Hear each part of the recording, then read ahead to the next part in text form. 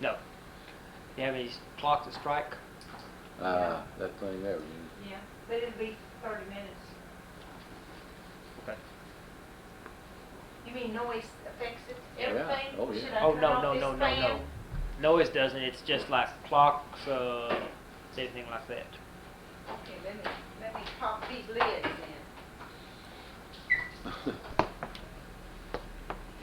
Don't make a lot of noise. Oh, that won't bother. He gets on the phone. If I'm on the other phone, he's clicking his pencil on the table and it just picks it up. Okay, today is March 22nd, 1988. This is Joe Todd at interview with Mr. H.C. Piepke in Pauls Valley, Oklahoma. So, where were you born? Wellston, Oklahoma, 1921. October the 14th. October 14th, 1921. Mm-hmm. Who's your father? John Piepke. John Piepke. And your mother? Rena. Rena? Mm-hmm. And what was her? Osterman. Her name was Osterman. O-S-T-E-R-M-A-N? Mm-hmm. Okay. Were they both from Oklahoma? Well, my dad was born in Germany, but he was raised in Oklahoma. But he came over here when he was 4 years old. And what kind of work did your father do? He was in a grocery business. Okay. Let me shut this off for 1 second. Got in the paper. I showed that to him. Oh, did you? Yeah. Well, I don't know how to go about that. You're abandoned child. Found Well, him yeah, I guess so, yeah. side the road. Now, who found you and where'd they find you? And Well, they were in the grocery business at that time. These people's name, Mrs. Heidler's what found you. okay, this is Miss Heidler. They were farmers, and they were on their way home from church, and they say that you heard something and startled the horses, and so they looked over in beside the railroad there, and there was a bucket there, and they heard a baby crying. It turned out to be me. So then they got scared back then days. You know, everybody's superstitious. So they run back to town. They drove back to town, and some of their friends, their name was Cunningham, and they were in the grocery business. So these people in the grocery business, these Cunninghams, they brought them to their house. So brought me to their house. So then I stayed there, according to the records, for about 2 weeks to decide what they was going to do with me, you know. But then in court, there were several people that I understand that wanted me, but these John Piepke and Rena Piepke, they didn't have any children at that time, and he was doing pretty good, I guess, in grocery business at that time. So they awarded me to them. That's it. And the railroad tracks are on what side of Wellston? They're on. They run from. This was the Frisco Railroad, and it ran from east to west, and where their family was on the east side of town, down close to the depot. The depot was on the east side of town. Okay. Northeast. Yeah. Okay. And the Piepkes lived in Wellston? They lived in Wellston. They had a Okay. grocery store. Okay. What was the name of the grocery? At that time, it was named Piepke's Produce. Piepke's Produce. Mm-hmm. And how big was Wellston in those years? In those years, I'd say, probably between 400 and 500. Has the town changed much since Not then? much, huh? They've run a pavement down, through Main Street, which was back those days was dirt. And as far as I can remember, the business part of it hasn't changed hardly any. They do have a new bank now, but other than that. Okay. What they did was old 66 highway went through Wellston, and that was their main street. And then they came back later, and Wellston just loops you know, 66. Anyway, it looped down to go through Wellston. Well, then they came back later and just went straight on through. I mean, cut it off. So Yeah. Wellston's really on a loop.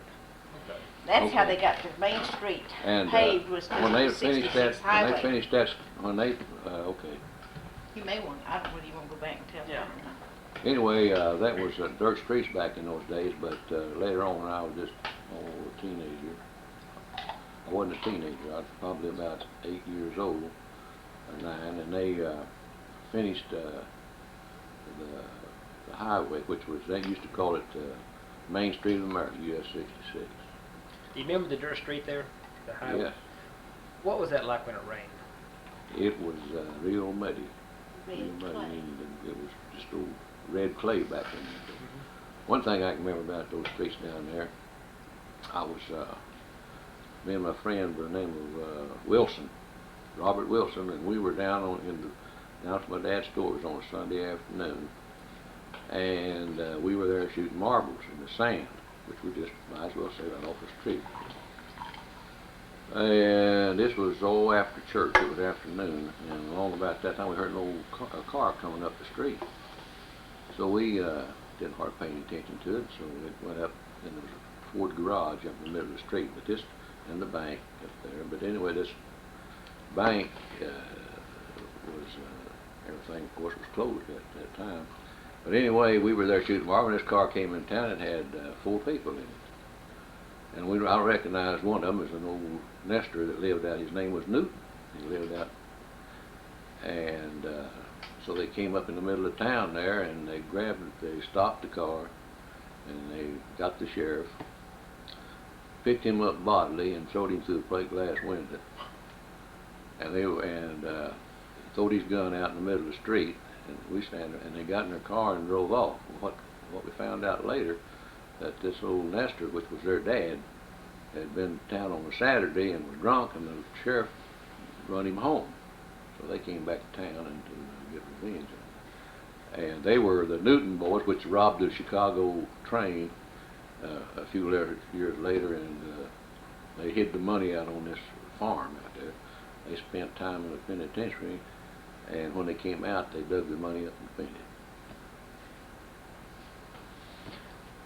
Did you tell me the other day that there was some thief that came in to get supplies and had a bunch of dogs they let loose? Mm-hmm. That's someone else. That's Not all. that story. Okay. And you went through high school there in Wellston? Wellston. Graduated what year? 1941. Hey, were you in town when the bank was robbed? No, I Didn't wasn't. they rob the Wellston bank? Yeah, they were, but I didn't get it. I didn't see Who were some of the old timers around Wellston when you were a kid? that. Oh,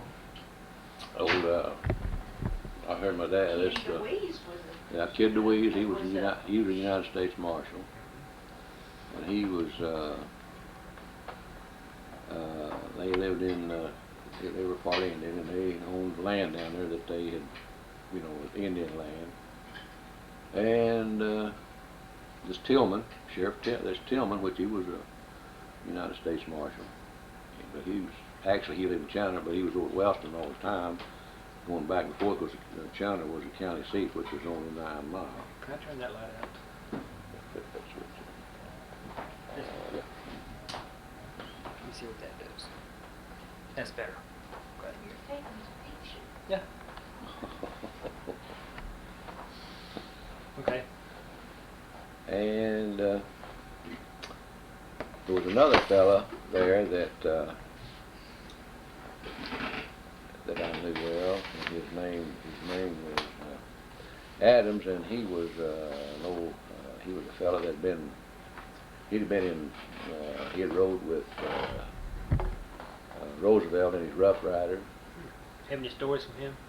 Oh yeah, but I can't just remember any incidents, you know, other than he was in the Spanish-American War, and he was in World War I. And he used to come to town. Never will forget, he'd come to town. Make any difference how cold it was, he'd be barefooted. he said that helped his rheumatism. But he'd come to town pretty much every day, and he'd go get the mail and go home. And I remember him real easy. There was a lot of them around here, but what they did, I don't. How did the Depression affect you and your family? Depression? Well, like I said, my dad was in the grocery business, and he'd carry people from. They'd get like seed potatoes, for instance. They'd get them off of him, and if they made it, why then he would they'd pay him back with seed potatoes. Otherwise, there wasn't any money involved, you know. And he carried them just from crop to crop, and then of course they issued this script money, you know, which it wasn't worth a lot. And we made it. He made it through there all right, but like I say, he a lot of stuff he sold that he never did get his money for. And you know, Mr. Cunningham was in the cotton. They were in the cotton business. He bought and sold cotton, and he bought and sold mules.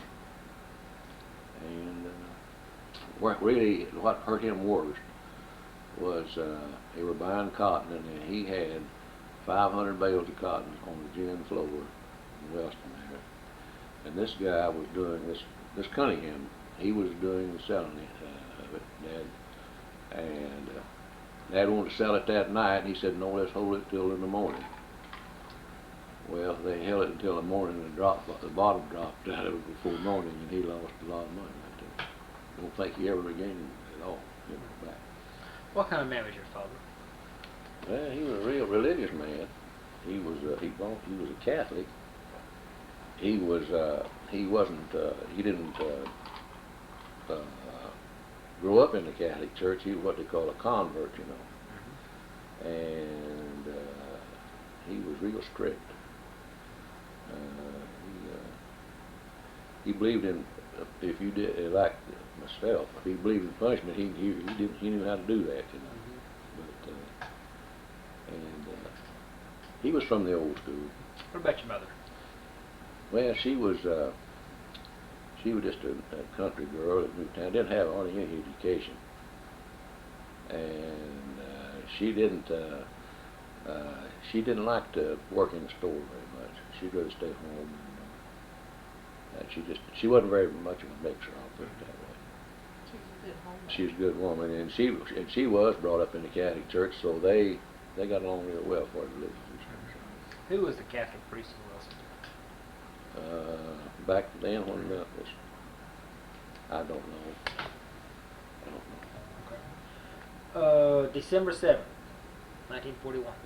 Well, at that time I was working in Oklahoma City. I just got out of high school, and I decided I'd go get me a job rather than work for my dad. So I went up to Oklahoma City and went to work in the grocery store as a meat cutter. Where? The place's name was Schwartz Grocery. Yes, no. And they knew I was from Wellston out there, and I had relatives out there that had farmland, and so they said, "Let's want to go hunting Sunday?" And I said, "Okay." And I said, "Where they could got a place?" I said, "Yeah, we can hunt out on one of my uncle's places." And they said, "Well, let's meet you out there Sunday morning, and we'll go hunting." So when this all happened, December the 7th, we didn't know anything about it until we got back to town, which was only about 2 o'clock that afternoon. You heard it on radio, you know. Of course, back then, very few cars had radios or anything in them, so we didn't. What was your reaction? Well, not, you know, being 19 years old, you know, you don't, you just, you know, so well, let's get them guys. You know, that's the reaction you had, you know. And of course, it was. I don't think it wasn't a shock because we hadn't kept up with it that much, you know. So, but I don't know. Just really, we didn't have much reaction about it. Were you aware of the world situation? Of course, the war in Europe and the Japanese were in China. Well, no, not really. No, we just knew there was, you know, the Germans, you know, now, but we didn't hear much about the Japanese. Just didn't. So when did you join the Marines? Uh, March of 1942. March 1942. Why the Marines over the Navy or the Army? Well, you know, they were doing some drafting, you know. They had already started draft, you know. And I just didn't want to be drafted. I knew I was going to have to go. But they hadn't sent me a notice or anything yet. And I saw some of the guys leaving for the, the Army and the Navy, and they were older than I were. And they were holding on to their folks and kind of balling around and everything. And I said, well, that's not for me. I want to go into some place where, in other words, I just thought they were just real. I thought the Marine Corps were real tough people, and I just kind of want to be with them, you know. And where'd you go to boot camp? I went to San Diego. Tell me about boot camp. I'll tell you about what I enlisted this time. Okay. Yeah, this is something that happened downtown Oklahoma City. We went to where the old post office was, where we signed up at. They were on Robinson there. So we went up and went by myself. I didn't have anybody to go. We went up and signed up. So they went and passed, and they said, well, you got 1 week to come back, and then you're ready to go. So I came back up there in a week's time. We stayed all night there in a little old hotel up there on Broadway. And that night before that night, then we went down. No, that afternoon, I'll take you back. That afternoon, they gathered all the guys that had signed up, you know, that they're still in their civilian clothes. And we left downtown. We all marched down in 2 or 3 bands, high school bands. We marched down Main Street, Oklahoma City. And that night, they swore us in the old Criterion Theater. And we went down to the old Rock Island Railroad depot, and that's where we left for San Diego. And how long did it take to get to San Diego? It took us a week. Okay, was it a military train?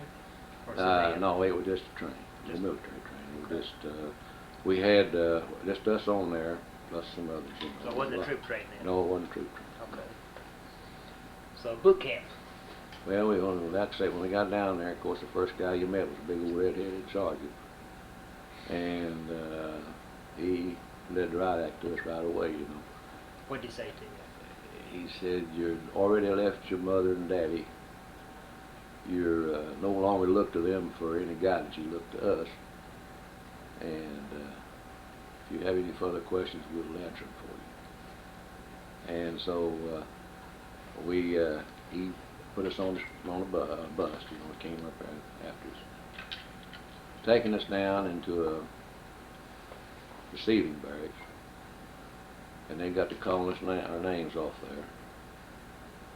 And what really put the fear into me first was they had one old boy there, and I never will forget, he had a Coca-Cola jacket on. And he says, "How did you get out here, buddy?" And that old boy said, "I rode down here with the Navy." He said, "I'll lock you up." And so then we emptied all our pockets out, pocket knives, anything you had that didn't really, in other words, you didn't have anything other than your billfold, and it just had, well, you didn't even have any money in it. In fact, we didn't have a whole lot of money. But they took everything, they had his knife and everything, and put it over there. Said, "Now, you need to send this home, or we'll give it to the Red Cross or the Salvation Army, whatever you want to do." Same way with your clothes. You can either send them home. Well, they told us before we went down there, said, if you don't wear clothes that you don't want, because you won't be able to keep them. So then we did that, and so we went to the supply depot, and we started getting our clothes. First, you got your underwear. You dressed your sea bag first. You put a pair of underwear in your sea bag, and you put a pair on. And you went through the whole routine till you got fully geared. And then you went over to another place, and you got your clothes marked. Tell them how they measured your feet. The way you measured your feet, you stepped up on a scale and you picked up 2 30-pound weights. And that's how you got your shoes. When I went in there, I wore 10.5, and when I left there, I wore 12D.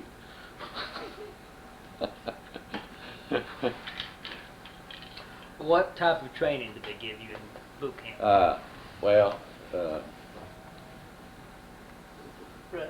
it was, we went, of course now they divided us off into platoons, 60 men to a platoon.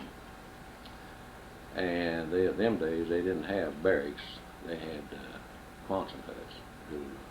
Well, there was one platoon to each hut. How many men to a platoon? We had, like I say, 60 men to a platoon. Okay, I'm sorry. Yeah, 60 men to a platoon.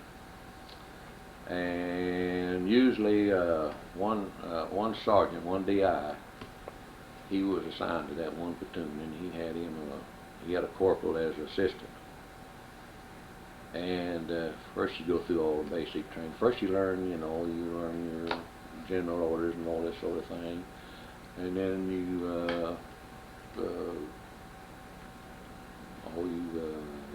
learn how to. They showed you got mess kits, of course. Them days had mess kits, and they showed you how to keep those things clean. You had to use dirt to scour them with to keep getting what they call the GIs back then. And then, of course, they showed you how to make your bunk up, and that was about your first 2 days, and that's all you about went through.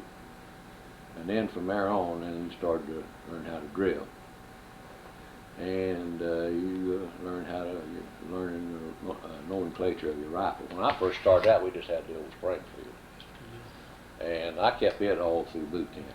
In other words, that rifle was yours. You slept with it, you eat with it, that was yours, You better sure take care of it. Of course, we had rifle inspection every morning. And then we had calisthenics every day. Got up before daylight, went through a calisthenic.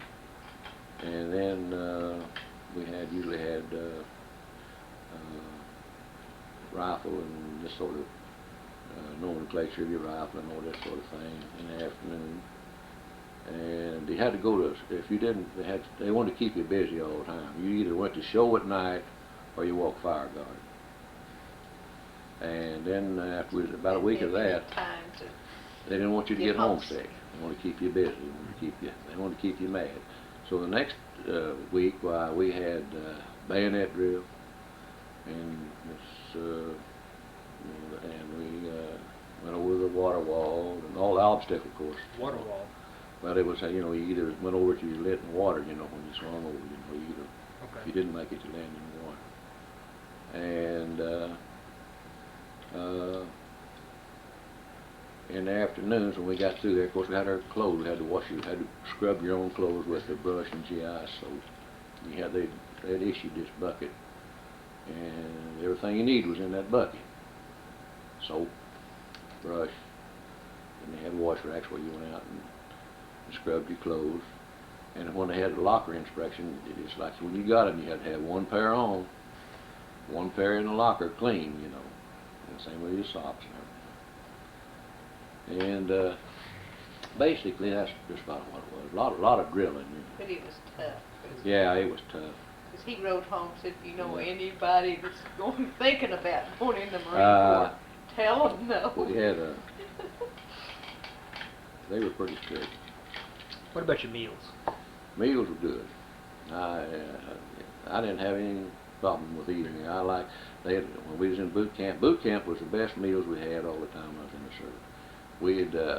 They'd set pitchers of milk out on the tables, and you could drink all you want to. And we had these canteens then, and I'd drink 3 of them every morning.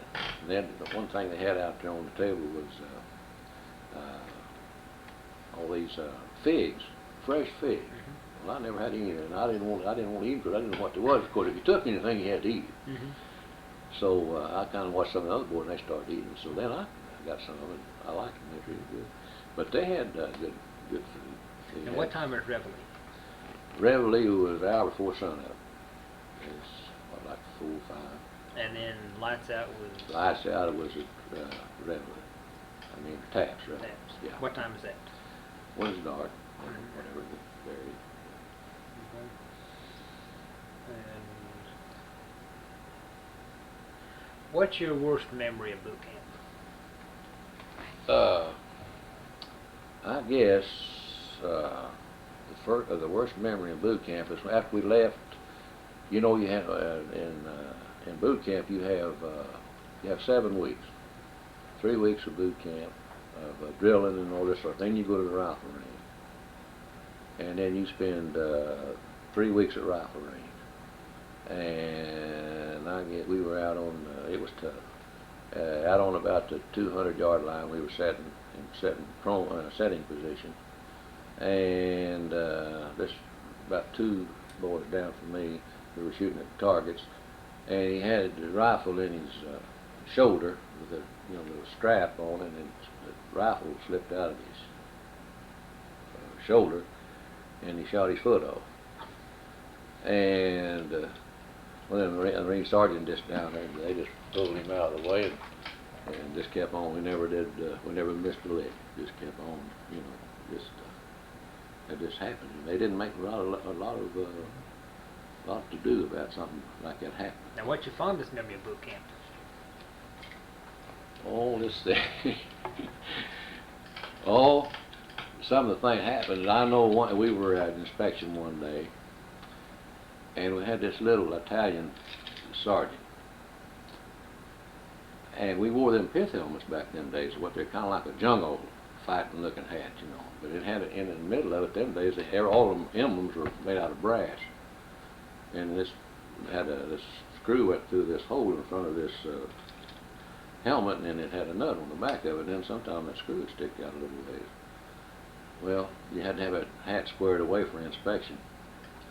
And this one old boy, he didn't have it squared away just like it. So that little old sergeant, he was about 6 inches taller than this other old fellow, and he just went up to him and just straightened his hat up, just really GI'd it. He stepped back about 2 steps, and he come over with one of them boot sticks, and he hit him right in the middle of the head with a boot stick. He just crammed that hat, put him down over his ears, and the blood just trickled down over his nose, and that kid never batted an eye. Of course, we didn't either. We all laughed at it so we after we got back to the barracks.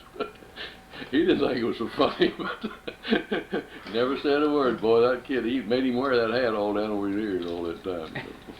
Did they have you in quarantine when you first went in? Just for a little while, yeah. After we got our shots and everything, yeah. Right. Okay. Okay, from boot camp, where'd you go? Went from one thing I want to tell you about boot camp there. When we got down there in boot camp, them days, if a guy was a whimper, or he got down there and he thought, well, I've made a bad decision, because see, they didn't have any. He was all, he wasn't draftees in there. He was all volunteer, and that's the thing they throw at you. Say, well, you joined it, and they had a place. If a guy didn't make it, or he, was cry at night, this sort of thing. Well, they had what they call a compound, and it was barbed wire fence, and they put them guys in there, and they stayed there for 30 days. They fed them well, but they didn't get any letters. They didn't get any no visitors, and then they had their court-martial, and then they drummed them out right there. And then that was, of course, most of them guys, some of them, 1 or 2 of them I did know, and they had it coming. I mean, well, they thought they was getting in. They joined it because it was big deal, see. Glamorous, and when they got in there, it wasn't that way. But weren't they kind of out in the middle though, where everybody could see them? Never out in the middle, wherever you march by them every day. You could see them, but you wasn't allowed to talk to them. Oh, but it's embarrassing. Oh, You yeah. put them in an embarrassing situation. And then while I was in there in the boot camp, they were when we graduated out of boot camp, well, that's when you got your assignments. You could either they had your graduation, and then they had these different people from different parts of the Marine Corps would come down here, and they'd come up there. We need so many men for auto mechanics. Anybody interested in it? Step out. Well, that went on, and they also at that time they were. Just a second, let me. They were forming the Carlson's Raiders too. And I wrote Virginia. She was my sweetheart then, and I wrote and told her I thought I would join the Carlson's Raiders. and she wrote me back and said, if you do, don't write me anymore because you don't want to come home. And it's a good thing I didn't, because we lost about 80% of them, understand. Now, where'd they go, crossing freighters? They went to Bougainville and down in there. They went in there before the. Okay. But then after boot camp, of course, I went to the firing range, and then back when we had this graduation. Then I went to sea school. What's that? Sea school is that's where you get your. Before the war, they issued everybody a set of blues, dress blues, and all this. And at that time, the only ones getting dress blues was sea school boys. They only took 6 men out of each platoon. He wanted those blues. Yeah, and that just caught my eye. And boy, them boys would come out there, them sabers, them big sergeants, they come out there, those sabers and all this sort of thing. Really look sharp. I said, that's for me. So I went through that, but you think boot camp is rough. Because, boy, it was spit and polish from daylight to dark. But the main thing for sea school... You want me to stop? No. Go ahead. Sea school was to get you ready to go aboard ship. You went in there and you learned the nomenclature of every battle wagon, every aircraft carrier, and destroyers. And you also learned the recognition of all Japanese planes, because our main objective aboard them ships at that time was anti-aircraft. We manned the anti-aircraft guns on top of the ship. We manned the 40s and the 20s. Why are the Marines on the ships? Well, that was when they first started out. I understand way back before they were part of the Navy, and they were the police guard of the Navy aboard ship. And these uprisings and things, they would land and this sort of thing, And then they were the policemen of the Navy. That's what they were. And of course, it just went from, way back. You know the stories. But Well, they were the landing forces of the yeah, Navy. they were the landing forces of the Navy. They went ashore where the Navy did. Yes. They could go into places back then where you didn't have to declare war. In other words, they could send the Marines in; they didn't have to declare war. And things like that. But anyway, we went to get our anti-aircraft. We went to training. We went to the naval base there in San Diego, or the destroyer base, and that's where the Navy taught us how to shoot the 20s and a 40 millimeter. And when we went, that's because they were putting these 20s and the 40s on all these ships at that time, and they were doing away with these old 5-inch broadsides, which was obsolete. And how long did sea school last? It lasted 6 weeks. 6 weeks. And from there? From there, we went to Bremerton, Washington. They sent. They split the platoons up, of course. There was 10 of us, and they sent us to Bremerton, Washington, to catch some of these ships. That was the place where all these ships that had gotten bombed or torpedoed at Pearl Harbor for repair. That was the main repair ship on the west coast, Bremerton, Washington. So we went up there, and when we got there, I think we were supposed to get aboard the Nevada. But when we got there, the Nevada had already been repaired and had left. So then we stayed there, and we pulled guard duty then. We were undetached, but of course they give you something to do, So we stayed there about a month, and then they sent us from there to Kodiak, Alaska. How did you travel there? When we went by an old Aleutian, what they call a USS Aleutian. It was a ship that the Navy had commandeered. It was an island ship, went from island to island. It was what we call a cruise ship. and we just was aboard there to transportation, and they had civilians going to work up in Alaska on there, civilian workers, and they had mounted a 3-inch gun on the fantail and one up on the forecastle, and back there where they mounted this 3-inch gun back there on this fantail, it was over a room where they had windows all in it. You know, it was I guess ballroom. You know, but they never had fired this gun. So we went out into the open sea, and of course stayed pretty close to inland because there was a lot of Jap subs in them and they didn't have any protection. So anyway, they went out there and they're going to test fire this little 3-inch gun. And when they test fired, they blew all the windows. Of course, that was we laughed about that, you know. So then we made all the inland islands up there, and it took us about 10 days to get to Kodiak. Now, were the Japanese already gone for the Aleutians? No. They were still up They there? were still there. We sent us to Kodiak when we went up there to the guard company. However, there we were supposed to meet another ship. We were still undetached. Seemed like everywhere we'd go, why they had just repaired or been there and left, because they didn't wait on us. So when we got up there, we pulled guard duty, and I got up there the 14th day of October, which was my birthday, and we stayed up there all winter. And then we came back right back to shipped us right back to Bremerton, Washington again, and that's where we caught the Tennessee. It was in dry dock. Still being repaired? Still being repaired. And we was there probably 8 more weeks before she ever got finished up. We lived in barracks. We pulled guard duty on them. I had it in dry dock. We walked caissons and fire watch and just things like that while we were in. We had moved our press shop and all that out. Off that ship. How big is the Tennessee?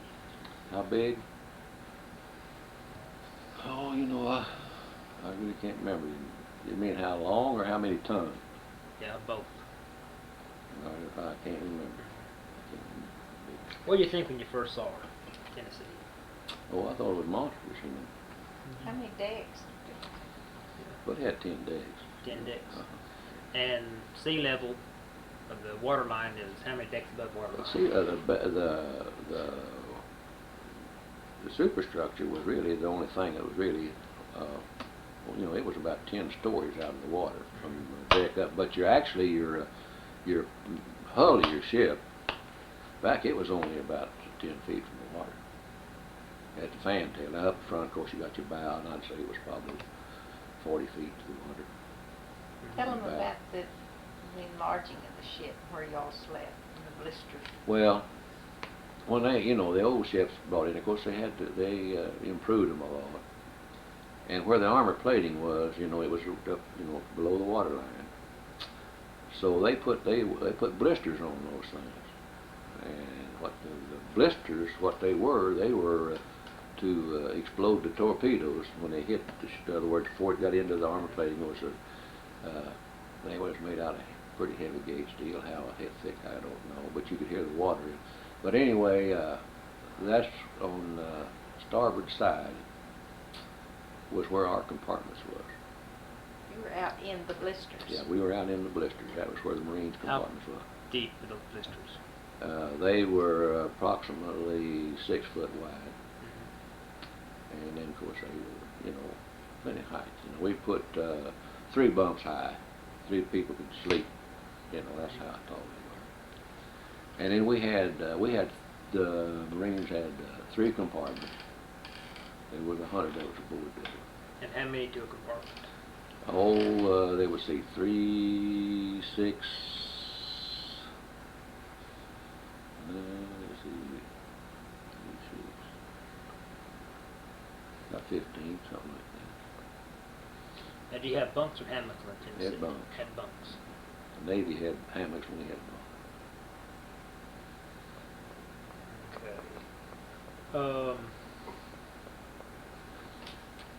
Do you remember when the Tennessee left? Let's see.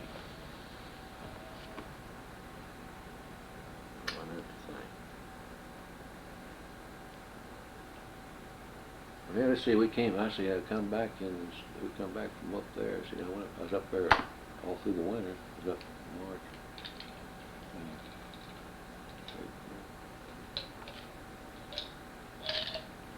Gosh, I'm trying to think. We was up there in December. We got a boy got killed on a grader for December. The boy got killed on what? Well, it snowed up there, you know, when he's on leave, and they were acting a fool. And he started to catch a ride on a grader, and he fell down the road. That happened just Run about over a him. day or two before I was there. Probably April of 43. Okay. And what deck were your quarters on? We were on main deck. Main deck. Main deck. Okay. And above the main deck was the superstructure. Oh, everything above is superstructure. Okay. And your duties were to man the anti-aircraft guns? The anti-aircraft. Yeah. That was our main duty. Okay. Other than of course, we manned all the watches, you know. Of course, when we went into port, while we'd post a guard, and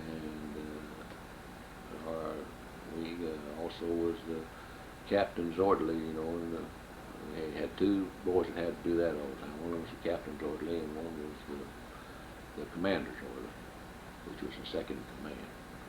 Now, how many Marines were on the Tennessee? Approximately 100, Okay. counting officers and all.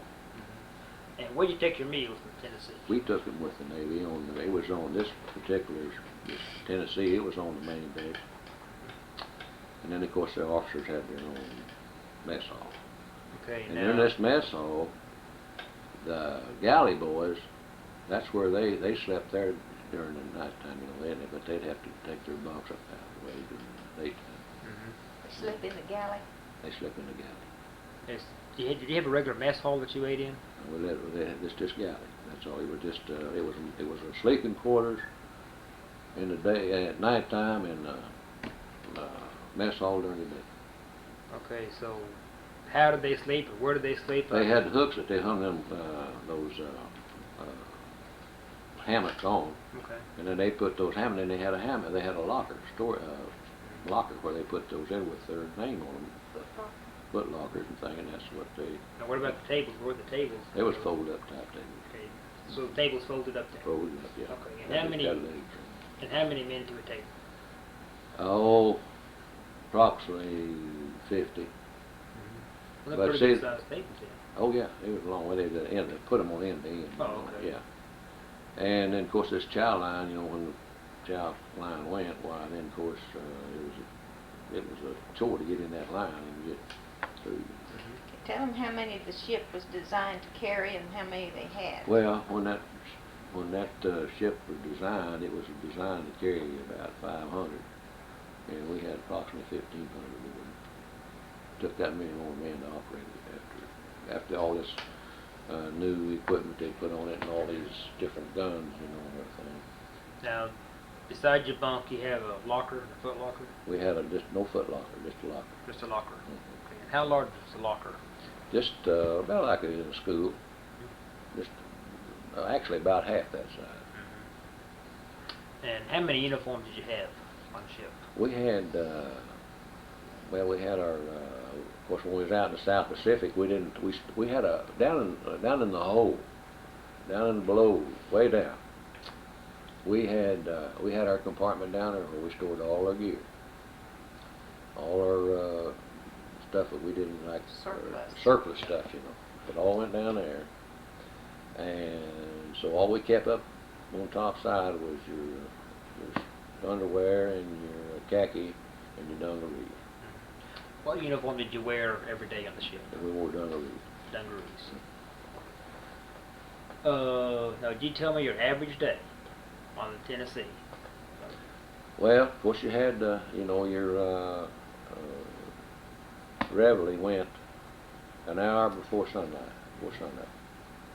and then after the reveille went, why, just about 10 minutes after that, they give you time to put your clothes on, which is about 10 minutes. Then they blowed GQ in the quarters, so everybody went to their stations. Where's yours? Mine was on the at this time. What part of the ship? That's over on, at that time, well, they had changed guns around, but most of the time I was over on the port side. And at that one on the port side, we had 320s in there, and I was a gun captain on there. And it took 2 men to each 20. We had a loader and a trainer, and so then the gun captain wore the headphones and stuff like this.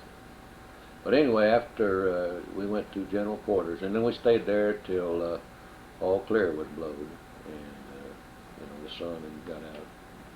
They always looked into the sun, because that's where the Japanese planes came out of, was the sun. And then we went back with our, if nothing came up, and then we went back to our regular duties of standing guard on them guns. When we, the guys that wasn't on duty, we knew what everybody had to do. So many, they stayed on the guns, they weren't regular crew. And then if they need to be cleaned, all that and other. And we didn't clean them all at one time. You had to call up and ask them, I'd break down my gun, I want to clean it. Because they didn't want them all broke down at one time. I think that happened one time out there. I don't remember which ship it was on, but they caught them with their guns torn out. So they didn't let us do that, unless you got permission. But from there on, it was just routine, What did you do really besides just sit on your gun in the Well, gun we had class. We went to there, and they every afternoon, they'd have, if you wasn't on duty. What did you study in class? What was it? Recognition of ships and aircraft, and then of course we still was in school on our field. We tore down machine guns, Thompson subs. We had Thompson subs. We'd have the school on them, and then we'd blindfold the class and see which ones could put it together the fastest, and this sort of things like that. You have a rifle at this time? We had a rifle, yeah. We carried the rifle. Which At that rifle time I had did you an have? M1. Had the M1 Garand? Yeah. Okay. When I left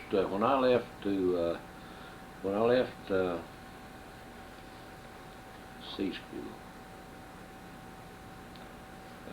we turned in our old free. Yeah. Okay. But before then, the reason why we didn't get any Garands before then, they were shipping them with the guys that was going right into combat. That's the reason why it was so long. But guys like myself that didn't get a Garand. What would you be specific and tell me the duties of a gun captain? What exactly did you do? The gun captain, Mm-hmm. he was sure that he had one man on watch all the time. He wore the phones, and he got all his orders from what they call Sky App, and that was officer in charge. That was your officer on duty. And of course, he was up there where the radar was, and any incoming planes. And then you were supposed to, you had one man. Of course, you had one man behind in the gun at all times. And then and you was there to see it was done. And then you had one man out in front, which you relieved off and on, because it was tiresome to stand out there in front and scan the horizon, And he'd stay out there. We took about 30-minute breaks. And see if the gun bucket was clean, and ammunition was all in, and all your what do you call it? Ammunition? Your magazines. Okay. Had the right attention on them, and just things like that. Yeah. Now, when you say gun bucket, The gun bucket was where your guns was in. They were encased in the ship. Part of the rig, part of the superstructure. now I've heard. It was on a pivot. Okay. Well, that was on your gun mount. Now I've heard that some of the people call that casemate deck. Is that? Casemate deck. That's where all your big stuff is. That's the big stuff. Okay. Okay. Because on the Oklahoma, the casemate deck had the 5-inch gun. Okay. Well, see now you're talking about a ship before they ever remodeled it. Okay. We used to have it back then. I heard some of the old boys on it, but they had what they call a boat deck. Yeah. Right. Okay, that's where they kept all the captain's rig and all this sort of thing. And then they had a sail. That was all. But this they replaced all them old broadsides with what they call 538s. What's 538? That's just a bigger. That's just a caliber of the rifle. It was a, they had two to a quad, and they were on a pivot, and we had 3 of them on each side. And they were quads. Now, did the gun bucket actually, was it over the side of the ship? Was it just, Some of them were. some of them were? Some of them were just how the contour of the ship went. Now, how many gun buckets on the side of the ship? We now on there was 40s. The 40 millimeters, we had 5 of them, and they were 4 to, like I say, quad. We had 5. There were 5 of them on each side. And on the 20s, they were about 20 to each side on that. Some of them just had 1 to a bucket, and some of them had not more than 3. And which bucket was yours? I was at this one time. I was on the port side and was in the aft. On the aft. Okay. So, when you left Bremerton, where'd you go? We went right back up to the Aleutian Islands. Aleutian Islands. Yeah, and we went up to the Bering Sea, and we patrolled the Bering Sea. Probably 4 or 5 days, and then we moved on down to Attu and Kiska. And we went. They were supposed to be. The Japs were supposed to be at Kiska, and somehow we picked them up on radar that night. We didn't know. We thought it was one of ours. And what they did, they had skipped out during the night. So the next morning, when we got daylight, why observers seen it. Where they had been, but they had moved out. Now the army had landed, but they didn't find anything they had left. So then we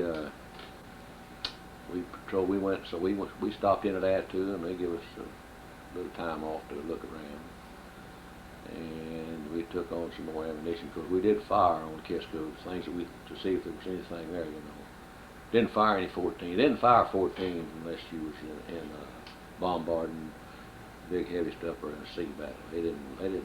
And that's another thing. We never shot any armor piercing except in a sea battle. Yeah. The Navy guys I talked to, they'd talk about holy stone in the deck. Yeah. Well, that happened. Now they used to do that. Did you No, ever do not in that? peacetime. Well, the Marine Corps didn't have to do that. Yeah. But they did away with all that. Is that light going to get in your way? See, during that was all peacetime stuff. During the war, they painted all them decks either blue or gray. Yeah. Okay. The whole ship, they camouflaged it. See, before that, all them things they were gray or white. But they camouflaged everything. There wasn't no bright metal. Where they used to be the brass, they had these sailors. They were good with rope and things, and they would wrap, make nice knots and things on the railings and things like that. And so our decks, they scrubbed them. They scrubbed them every day, but they were painted.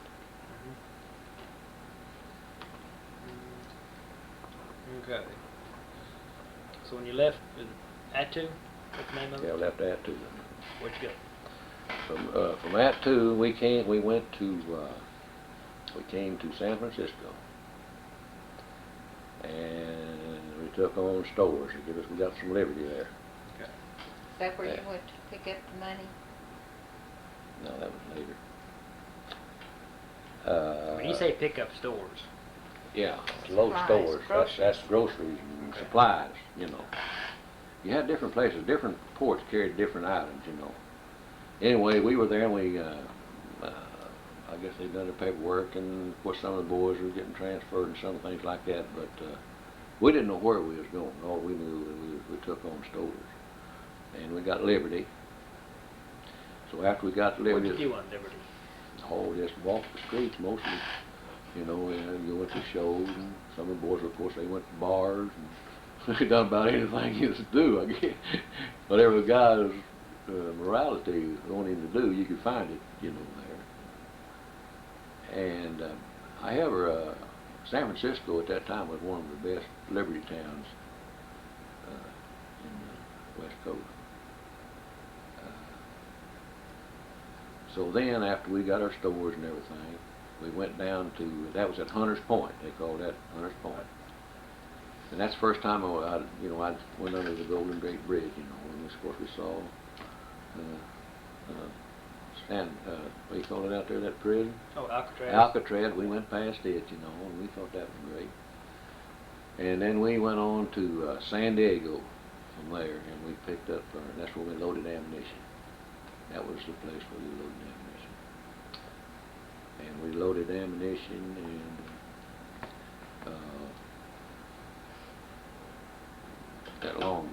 there was a San Diego and Long Beach in there, that's where we went.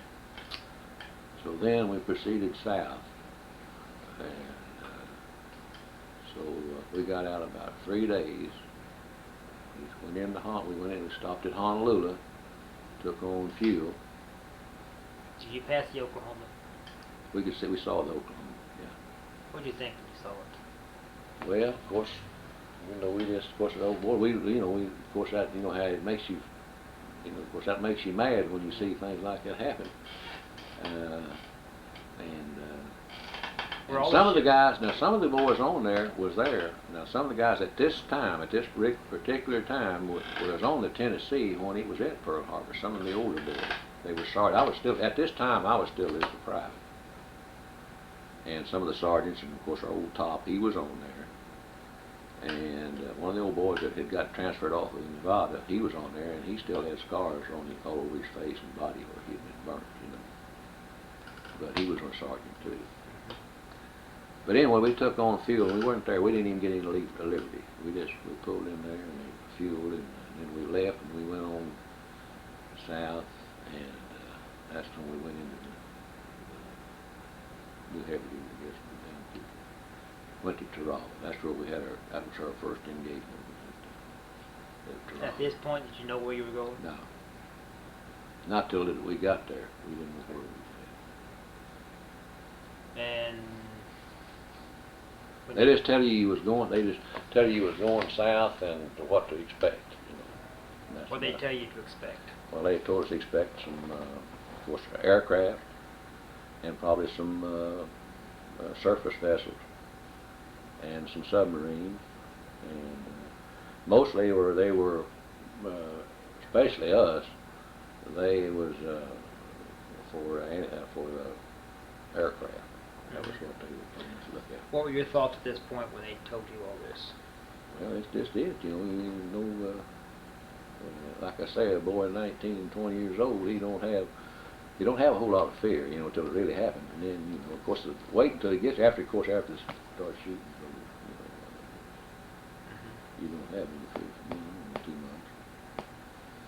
But when we got there, of course, the troops hadn't got there yet.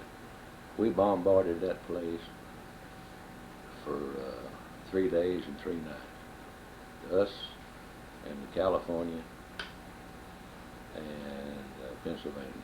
It was 3 battle wagons there. We bombarded that thing and they'd hit those. They was using armor piercing. And they'd hit those bunkers, those pillboxes with those shells, and they just glance off. They just come tumbling through the air, And fact of the matter, we were on one side of the island, and California was on the other side, and we were, hitting, and those things we had to back off. We had to send word in there. A lot of the shells were almost tumbling on us, They were just going wild, They'd hit those things, and they'd just go wild. What are those bunkers made of? They was made out of coral reef. They were just harder than concrete, So we, after the troops went in there, and of course, after they thought they had it pretty well knocked out, but of course they found out later that all that bombardment didn't do what they thought it did. Lost a lot of troops. And how long did that battle last there at Tarawa? Rather, it only lasted about 4 days. All the fighting and everything. And besides that initial bombardment, what did Tennessee do? That was about it. That's about it.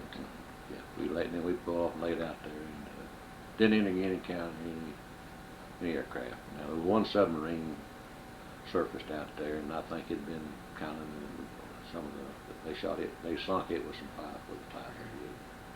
We didn't even shoot at it. Now, the Navy did. I mean, the Navy boys, they manned those 538. Because they were inside of turrets, see. So was it the Marines that landed there at Tarawa? Yeah. Yeah. Okay. And how long did it take to secure the island? I think they secured it in about 14 days.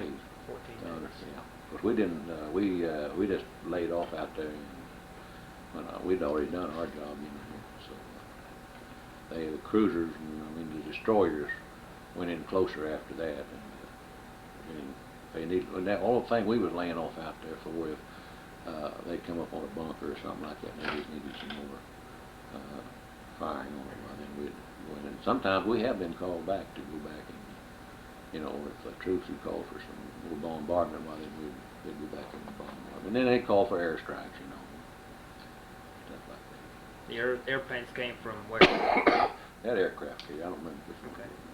So from there, where'd Tennessee go? Well, from there we went to Saipan, Peleliu. They were all down there together. You know. Saipan, Peleliu, and I think another one. It was right across from one another. Anyway, we sailed up and down there, and we took some anti-aircraft. They were shooting at our planes, and they were shooting at the troops, and they were shooting at the ships out there, and we lost a few men top side from their small fire. Of the Japanese? Yeah. Where was this? Saipan. Saipan. And the Peleliu was a real tough battle, but we didn't encounter any aircraft. What made Peleliu rougher than the It others? was they were just dug in more, and I don't think they expected the opposition if they got there. It was as bad as Tarawa, really.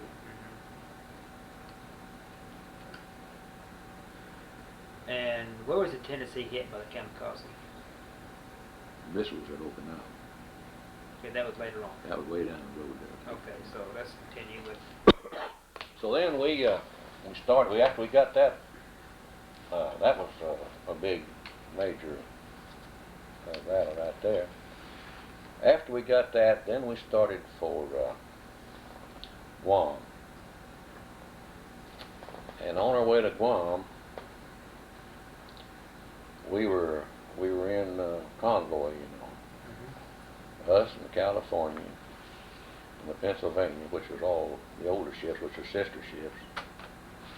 And about 1 o'clock in the morning, I heard the darndest. About 1 o'clock in the morning, the old ship just shook. I mean, the whole thing just it felt like it just raised up out of the water. Of course, we was like I say, I was in my bunk, and this was at night, and I thought to myself, I said, we must be getting close to land, and them land swells, because boy, something rubbed up against the ship, you know. And about that time, the collision bell went off, you know. Look, you know how it is. And what in the world? And so, man, because everybody, when after you hit the top side, you hit for your post. And it don't take long. So when I got up there, and of course the guys are on duty up there, and what had happened, we had lost steering, and we crossed the path of the Pennsylvania. And boy, we hit just like this, and when the Pennsylvania, when we crossed like this, he hit us just about like this, and slapped together like that. See? And that's where our blisters was, on that side. And the boys at top side said that fire from the metal, said it must have flew hundreds of feet in the air. It ripped a hole in the front of our ship that you could have drove a semi-trailer in. But they hit up where the washrooms was. And at that time of the morning, it just happened to be that there wasn't nobody up there. So we didn't get anybody killed. But it put a great big, like I said, gap and hole in. Of course, they shut actually, it was above the armor plating, but it was in the forecastle part of the ship, you know, over on the starboard side where our quarters were. and of course they shut that all off. So then we proceeded on to Descriptive Santos, which is an island out there for repair. So we, I guess they had to delay going to Guam, but we pulled in there and they had a floating dry dock. And we got in this floating dry dock, and which didn't raise it all the way up out of the water, but it would make it stationary, you know. And they had these Navy divers. They pulled up the side of a machine shop, a repair ship, and they welded steel plates on that thing in the water, to patch that hole. But they were just temporary. I mean, divers did the welding The divers underwater? done the welding. They welded underwater.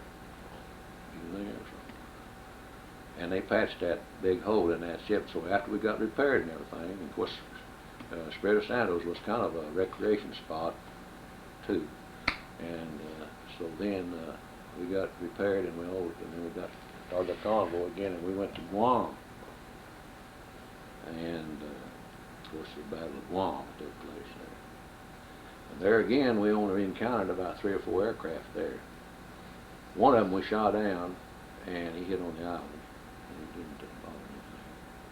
And we blew up the seawall so our troops could go in there. You know, they had a seawall out there to keep the first one out. You know what a seawall is for. And we blew that up, and then we had these Navy divers that went in there and detonated all the mines and everything.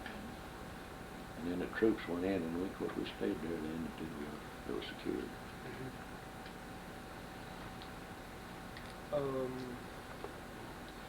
When you say you lost steering, how do you lose steering in a battleship? Well, yeah, so you know you got your steering up in your up in your captain's cabin, you know, up there in the pilot's cabin. Well, it's electrically operated, and then of course your aft steering is manual. It's one big old wheel, just like you've seen years ago. You know. We have one in the museum from Oh, Oklahoma. yes. A great big old huge. Yeah, well, it's down below. And then all these, and then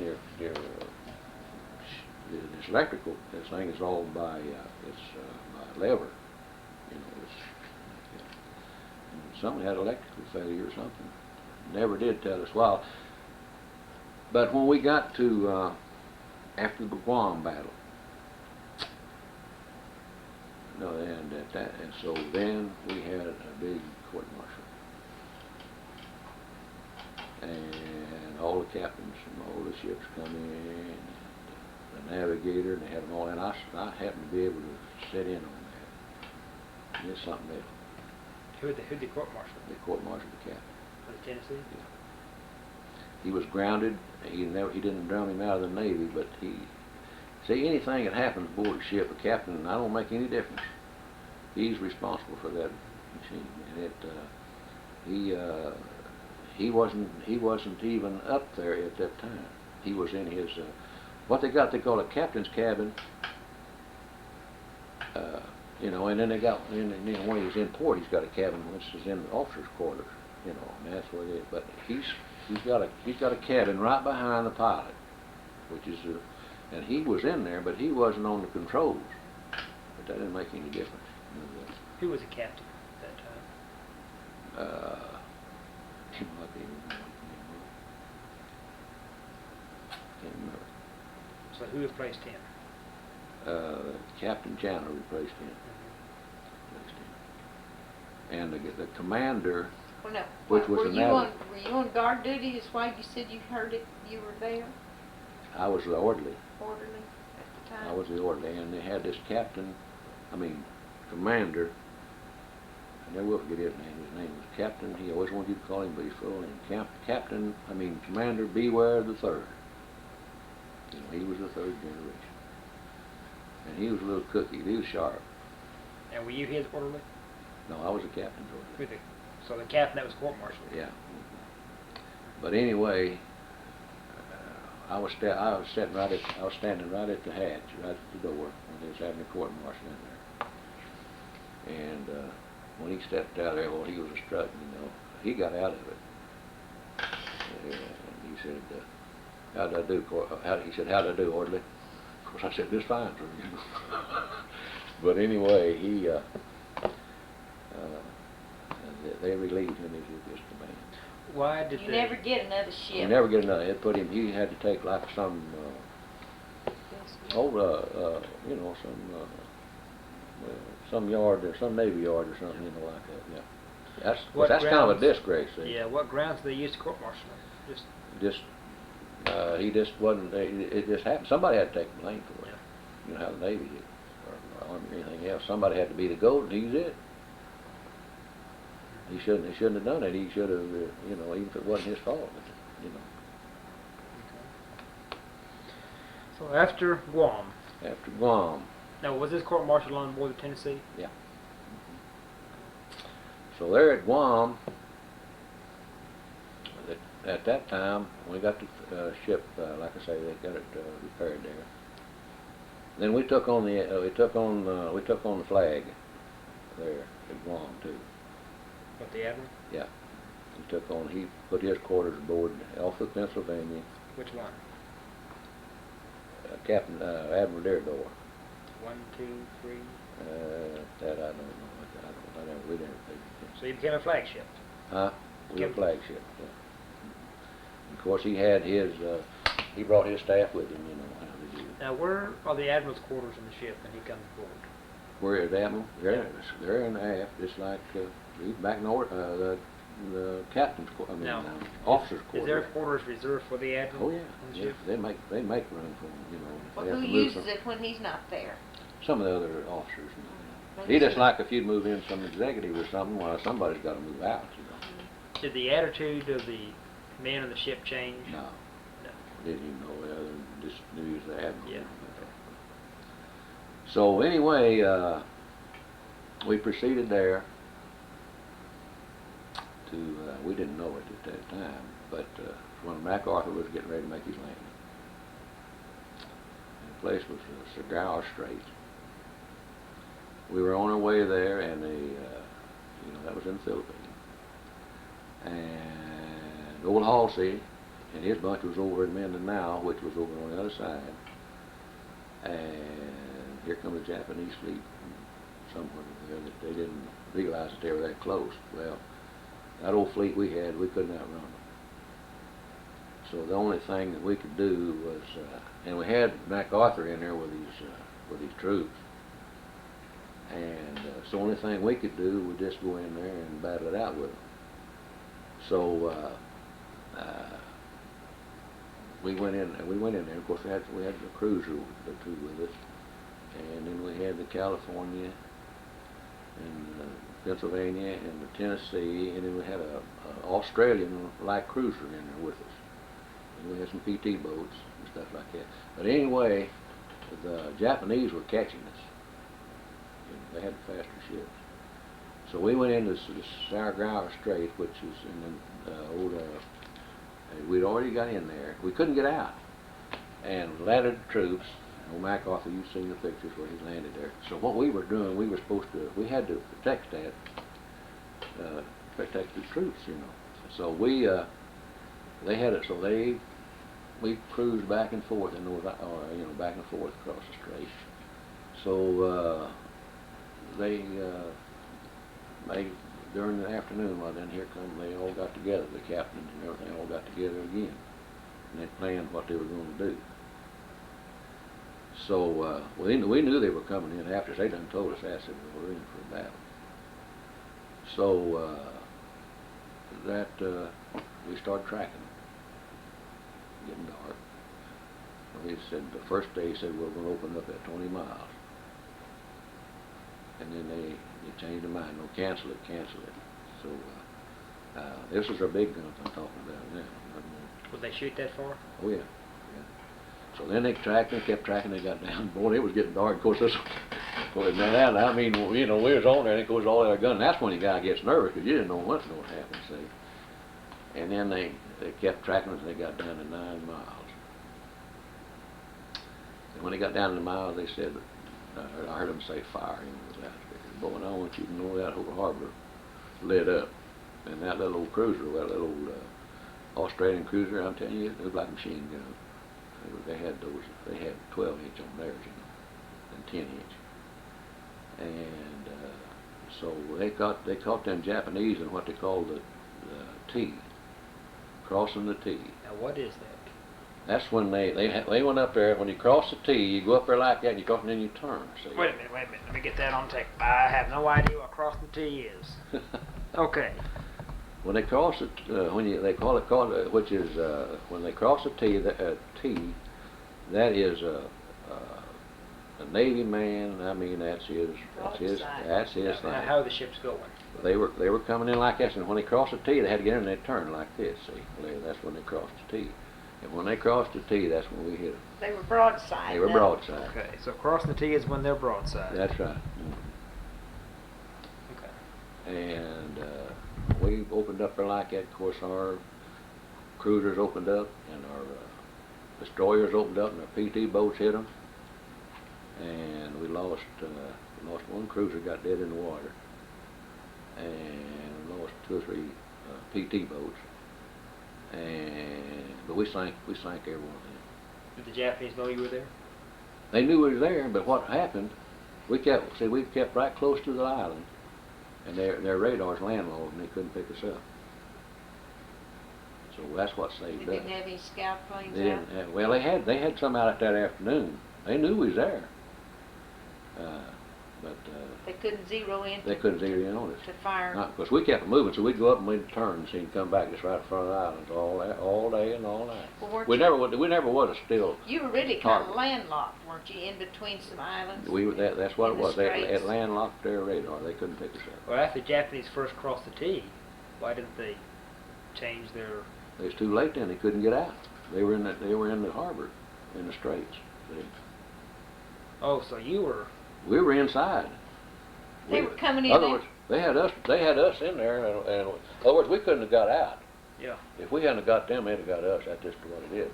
But it was, like I say, it was dark, and they couldn't pick we picked them up, see, but they couldn't pick us up because they had us landlocked, see.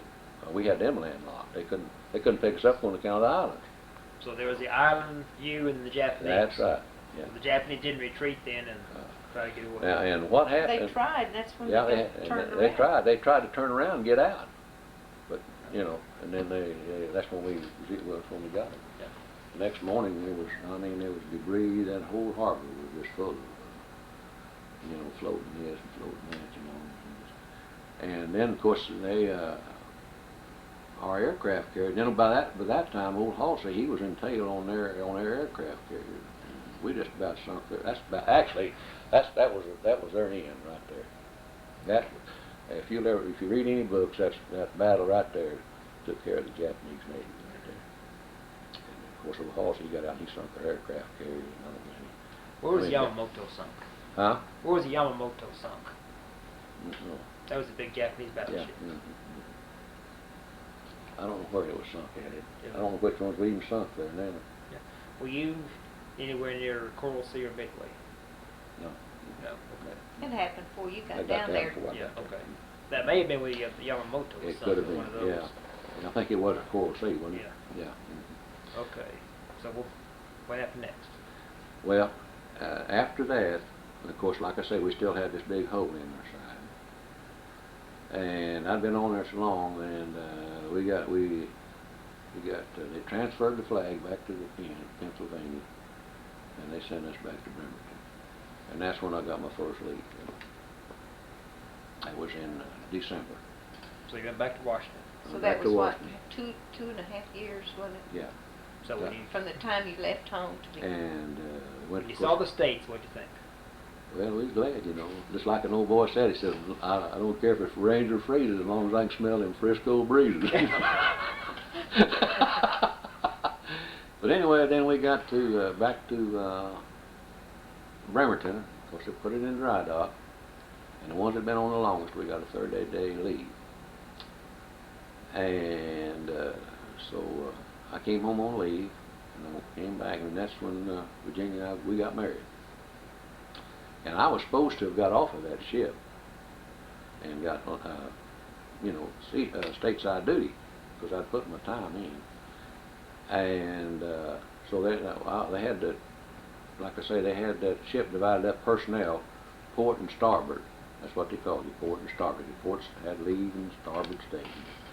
Well, anyway, I was on starboard, got to leave, and I come back after my 30 days. And then I got married. And then the next boy, they were supposed to got 30 days leave, and they weren't gone a week, were they? And they called them back. We just in there long enough to get that thing repaired, and then we left. The California had been hit. The California had been hit. Where was it? And almost sunk. And almost sunk. California, it was still down south in the South Pacific. Okay.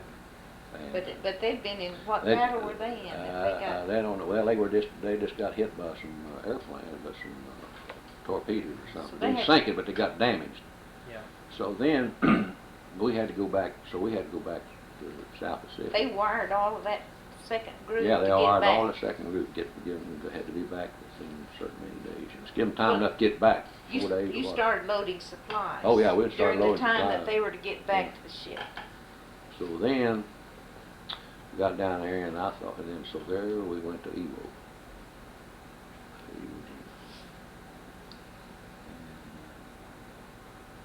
We stayed there, and so that was over with. What did Tennessee do there?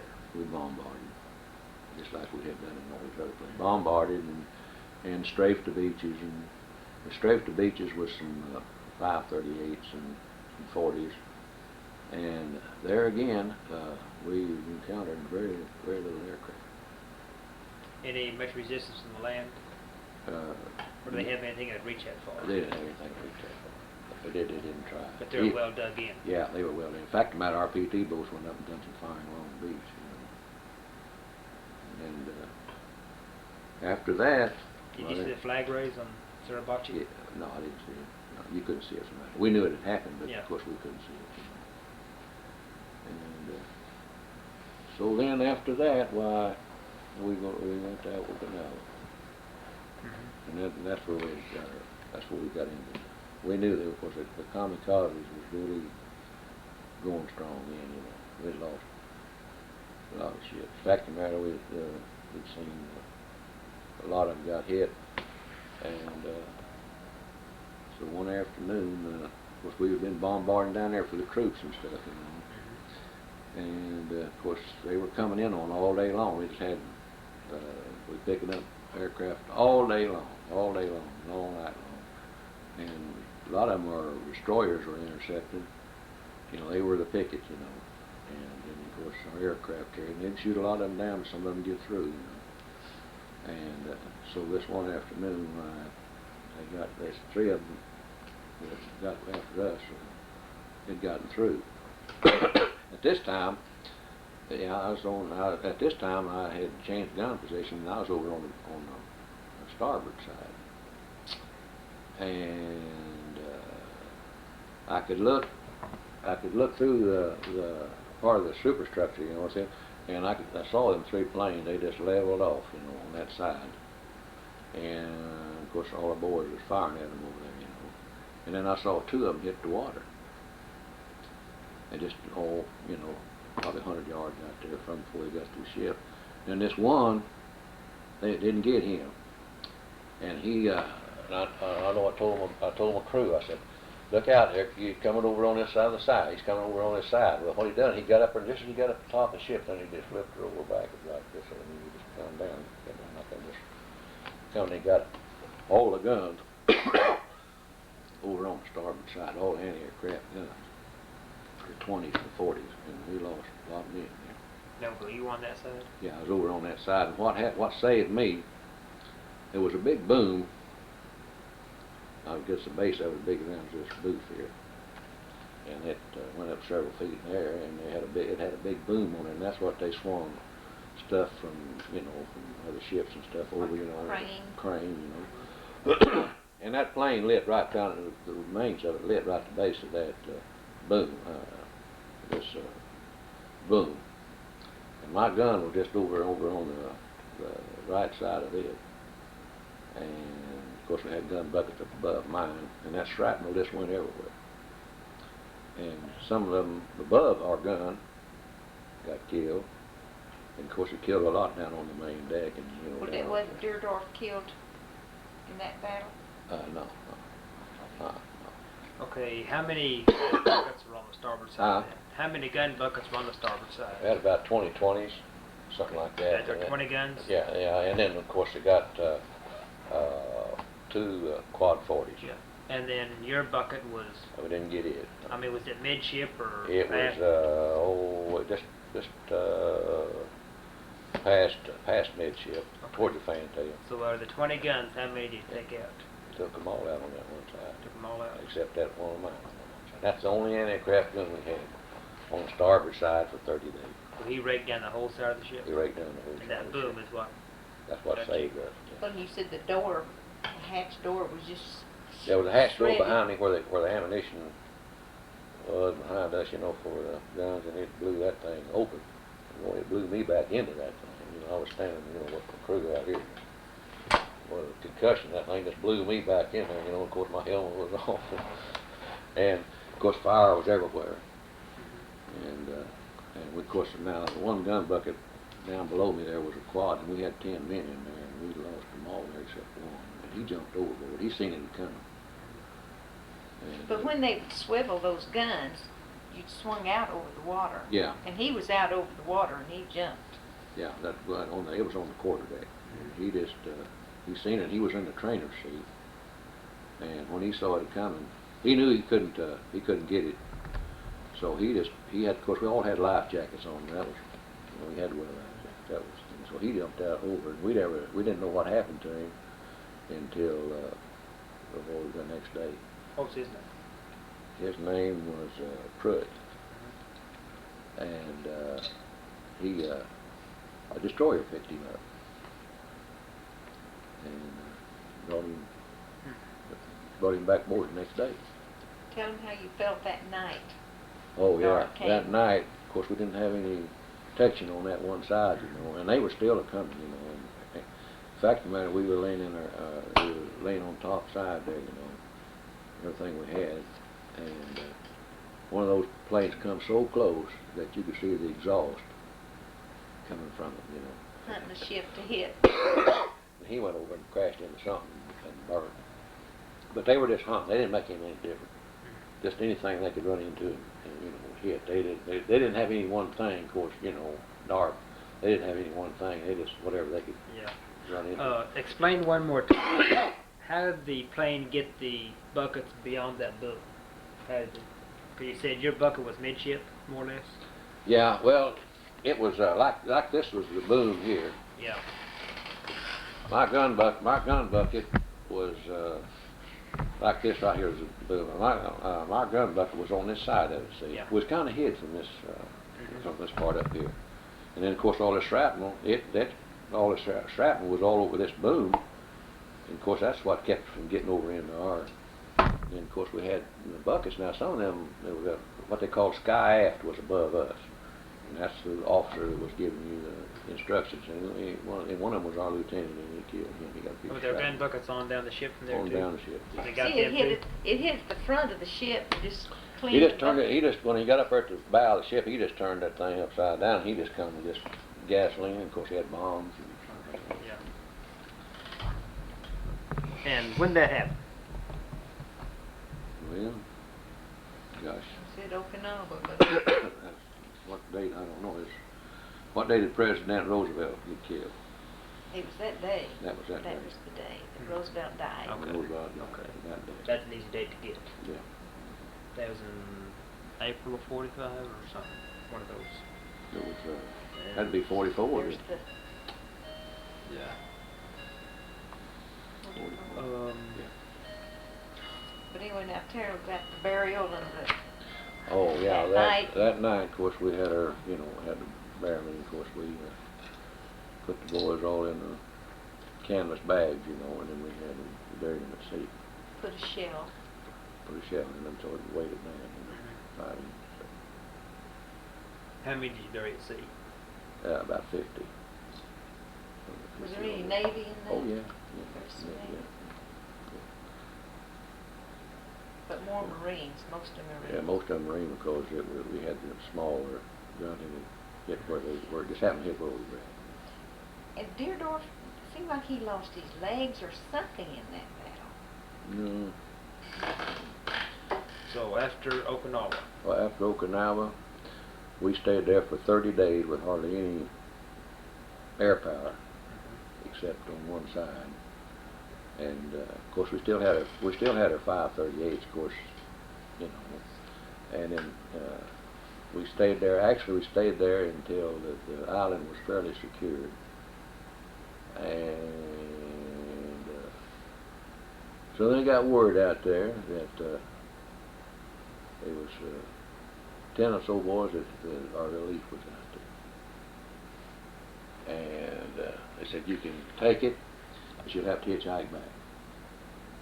So there's a destroyer out there, mine destroyer out there. It's got the bow blowed off of it. And they welded the plate because they said, you can hitchhike back on that. Oh, we said, we'll take it. So we was 30 days getting back to Honolulu. We stopped at every little atoll all the way back. And that's the last encounter I had with Tennessee. And where were you in VJ Day? In Seattle, Washington. What'd you do that day?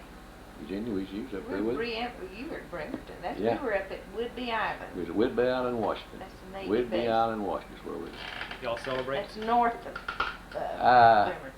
I guess we, of course, we was glad. We were really, but Yeah, we started thinking, when do we get to go Yeah, home? yeah. Because they were already saying, when do we, yeah, well, you count points. You know, we had points and. But gee, I don't know why it took so long. He had I had way a enough surplus number of points, but there just wasn't anybody to come and take their place.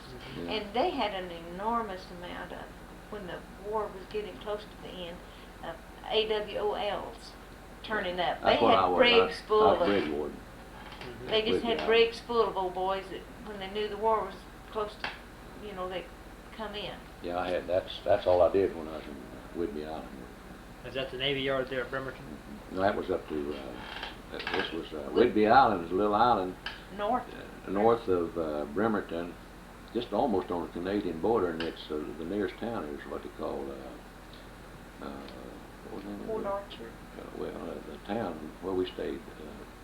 Far from Vancouver? Yeah. Yeah, we went to Vancouver. Yeah, we went to Vancouver. While we were up there. Mount Vernon, Washington, and you go to get to this island. You had to go across what they call Deception Pass, and it was a big bridge. And I mean, you could look down and all. Way down to Oh the man, the water. ships didn't look like they was over that big. That's how high that thing was off the ground. And it was a naval reservation. It's a naval air station actually, and of course that's where they sent all these POWs and stuff like that too.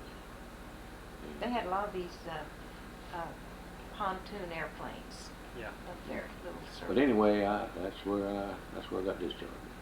And you were discharged what day?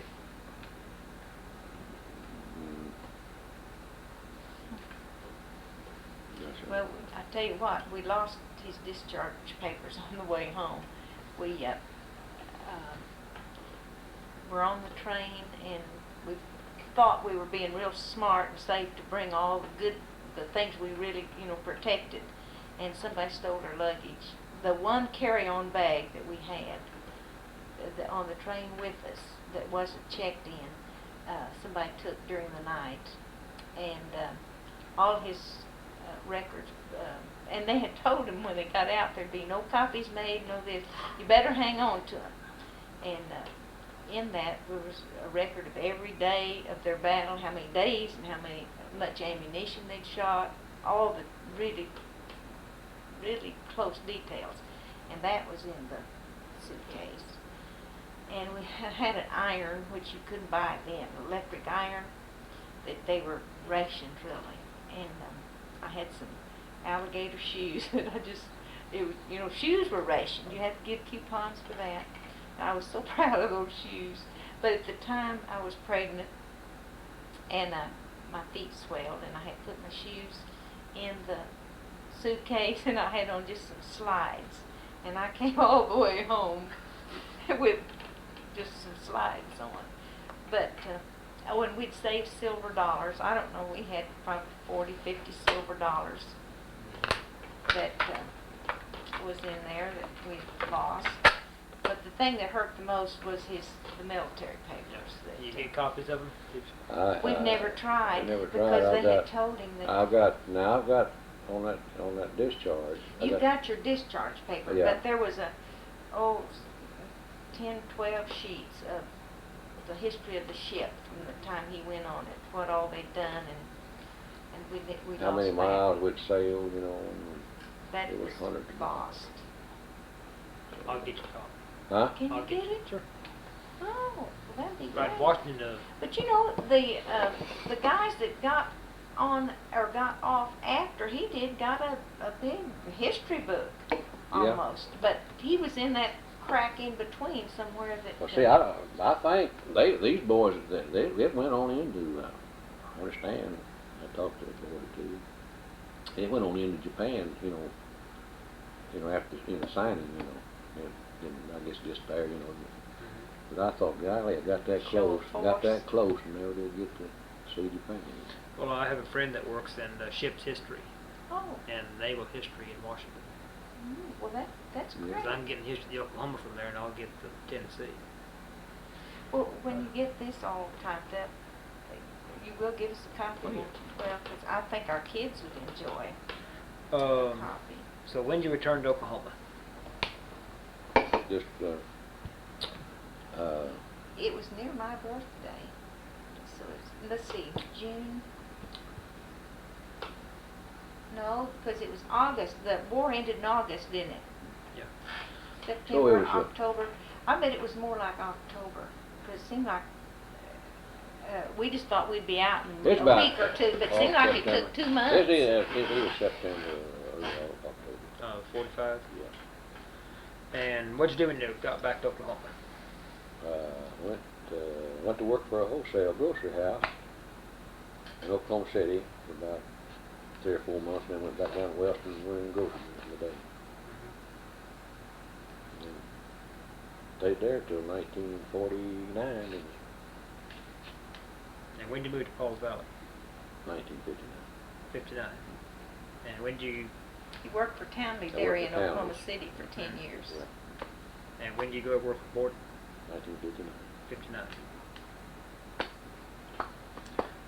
Do you have anything else? He's clapping. Well, You didn't tell him about your trip into San Francisco to get the payroll. oh, yeah, I Yeah. forgot all about that. You can't put that in there, that's too late. Well, it's just a kind of a funny It's funny, incident. David. Oh, go ahead.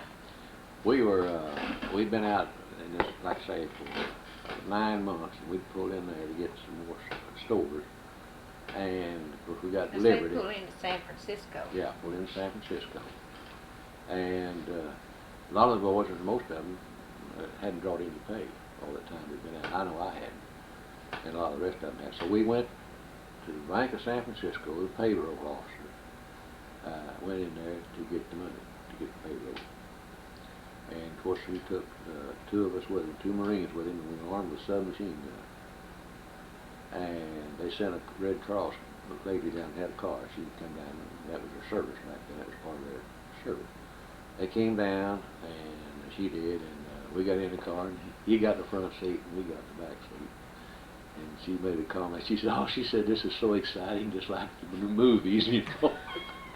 Anyway, we went on down to this bank, big bank, or it was to me then, and we pulled in, in the back of the bank, and payroll officer went in, and of course he got a check, So we went right on in with him, and they had money in their stack.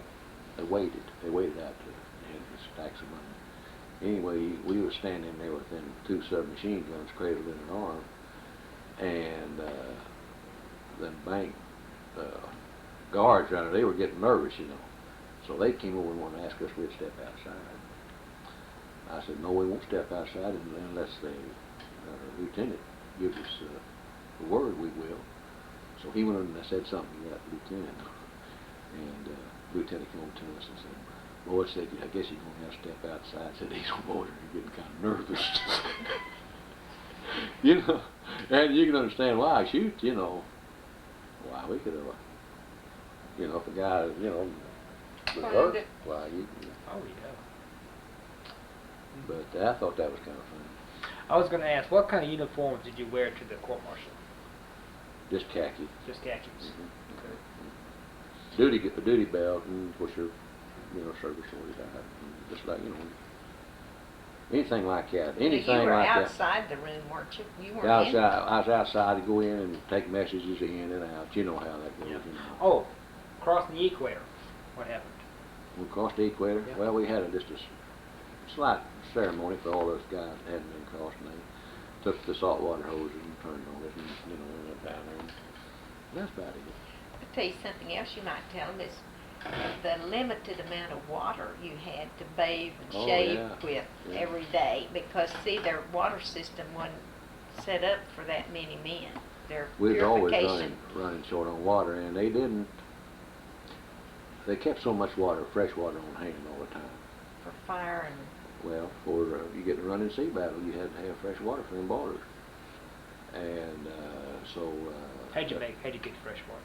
They had a. distill. They distilled it. They made water out of seawater, fresh water, but it could only make so much a day. It was, I don't remember how much. Of course, wasn't in on that part of it.